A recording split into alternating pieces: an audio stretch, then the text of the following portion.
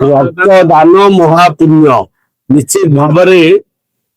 Law college पिला बहुत बहुत धन्यवाद देवी प्रिंसिपाल को बहुत धन्यवाद देवी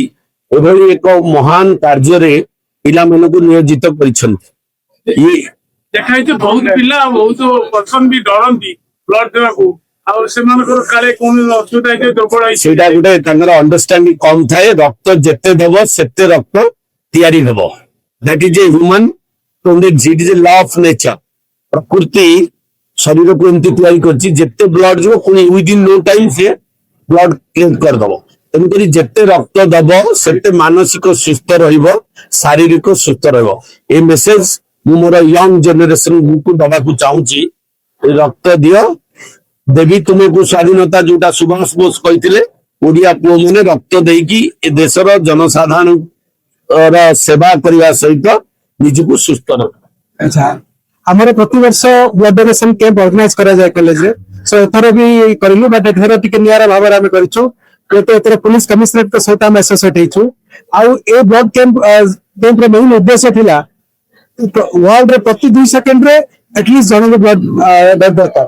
थरे जो गोटे बोतल देले 3 जन लाइफ सेव होई पारे सो ए 15 मिनट रो sacrifice of a students of a young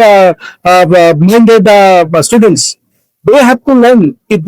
what are the responsibility towards the society they have to learn first so that is the main objectives of this steps so aji amar sab stakeholder amar staffs amar teachers amar students समस्त involve होती समस्त बड़ा उत्साह हिसाब से blood देती एटा ही आम वार्ता सोसाइटी कहे कार्यक्रम हो समस्त इन्वॉल्व हूँ आ स्वच्छाकृत भाव वॉलंटियरली आसिक ब्लड डोनेट करूँ आम एक्सपेक्ट करूँ मोर देन 150 हम एक्सपेक्ट करूँ ऑलमोस्ट 60-70 विषय दे सारे आउ बाकी गुटाक धीरे धीरे चलती प्राय चलो 3-4 पर्यटन चल मो ना प्रदीप्त कुमार पंडा मो 3rd ईयर स्टूडेंट मोर एटा 14 थर हलानी ब्लड मु गोटे पब्लिक डोनर रजिस्ट्रेशन अच्छे ऑनलाइन रे लोक भी कॉल करती मु ब्लड नहीं जाके दिए 14 थर लाइट हाँ हाँ सोशल को जो आमर जो केस संख्या बढ़ू आम क्राइम केमती कमेगा से अवेयरनेस करवा लोक क्राइम टा कमिले भल हम देश अवेयरनेस लोक क्रिएट करवा ये माध्यम आमर ये पब्लिक अवेयरनेस करवा how donate blood save life more donation ये रहिबो स्लोगन हमें मोटिवेट करूछु ब्लड देला पर संगे संगे 7 ରୁ 10 सेकंड भीतर सेटिक ब्लड क्रिएट हो जाए लोक भावुन जे ब्लड देला पर ये हो पतला हो ओजन कमी लोक भ्रांत धारणा रही है बहुत जन को मोटिवेट कला फर्स्ट टाइम आज देइछंती ऑलरेडी 60-70 जन दे सारे आउरी 150 टार्गेट अच्छे मो ना श्रेयासी गणनायक मु ए कॉलेज 3rd ईयर पढुची आउ एटा मोर सेकंड टाइम रक्त डोनेट करबा एटा मु मो निज आडू करिछि कपैना रक्त डोनेट कले लाइफ सेव हुए आ मु समस्त को एनकरेज करा चाहूछि कि समस्त रक्त डोनेट करंतु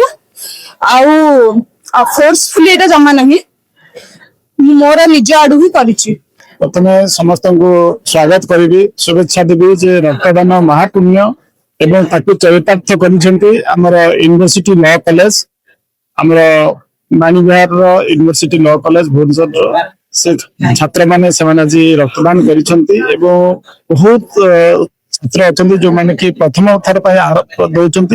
एवं उत्साह बहुत रही 3 दिन धरी सहित इंटरेक्शन करूँ बहुत बुझेला बहुत खुशी से आज रक्तदान कर जानी खरा दिन आम रक्त गोटे विषम समस्या हुए एवं रोगी मैंने रक्त न पाई हताशंत होती तेणु खरा दिन commissioner police regional branch red cross आमर दास रही आम केमती रक्तदान शिविर को आहरी अधिका बढ़ेबू जहाँफल आम रक्तर अभाव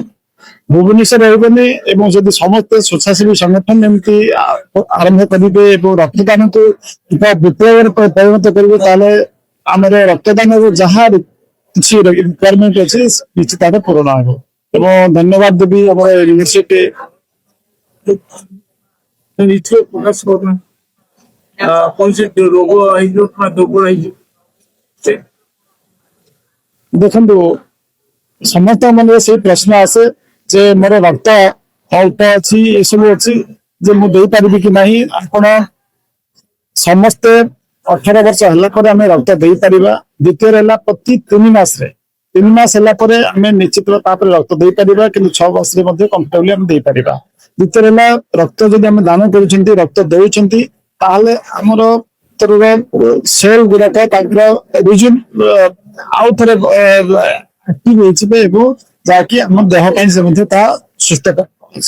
ତେଣୁ ନିଶ୍ଚିତ ଭାବରେ ସମସ୍ତେ ରକ୍ତଦାନ କରିବା ଏଥିରେ ପୁଣ୍ୟ କାମ। ଭିତରେ ହେଲା ଆମେ ନିଜ ହେଲ୍ଥ ପାଇଁ ମଧ୍ୟ କିଛି ବେନିଫିଟ୍ ଆଣିପାରିବା।